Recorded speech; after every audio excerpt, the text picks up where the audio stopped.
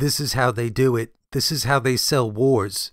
Rhetoric from North Korea's young and untested leader tonight. That country's top lawmakers meeting today, Kim Jong-un with them, and then afterward releasing a statement calling their nuclear weapons, quote, their nation's life. Tonight, south of the border, they are taking this very seriously, and ABC's chief global affairs correspondent Martha Raddatz is in Seoul, South Korea for us this evening. Martha. Tonight in North Korea, its volatile leader Kim Jong-un has given no indication he will stop his dangerous provocation, with the regime saying its nuclear weapons are the nation's life that would not be traded for billions of dollars. What they're quoting is only part of a sentence. The rest of the sentence reads, represent the nation's life, which can never be abandoned as long as imperialist and nuclear threats exist on Earth. So that's the rest of the sentence that they edited out and didn't report to their viewers. And here's another example. As you can imagine, this outburst has prompted a strong response from the White House.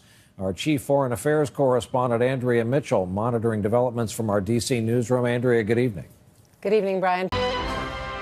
It was North Korea's toughest threat yet, announced on state TV. Since the United States is about to ignite a nuclear war, we will be exercising our right to preemptive nuclear attack. And that's an edited sentence. If you were lucky enough to watch PBS, you would have heard the full sentence. State television carried a direct threat against the U.S.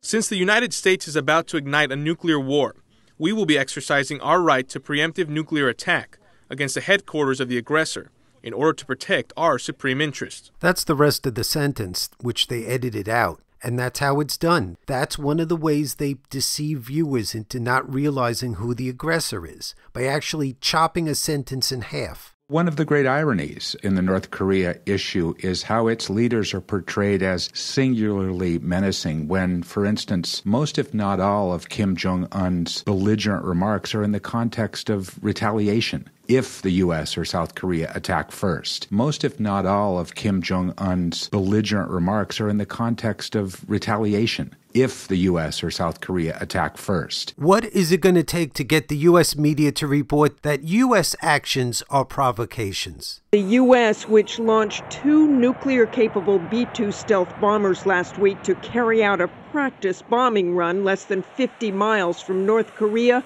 says it will continue to respond to provocation. And this time, the U.S. and South Korea are really pushing back.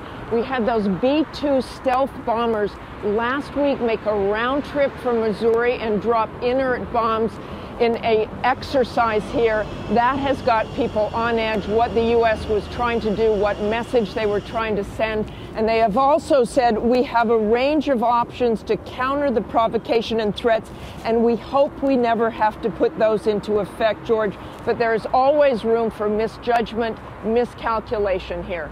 Even when they're talking about U.S. actions such as this, they refuse to call them what they are, provocations. Has any U.S. reporter ever referred to U.S. actions as provocations? North Korea has issued statements saying that they did learn the lesson of the Iraq War, even though U.S. media refuses to learn it. Absolutely. Just one more question on this. Do you believe that a preemptive strike on our part might be necessary down the road sooner or later? I think we should, I think we should be prepared to do it right now.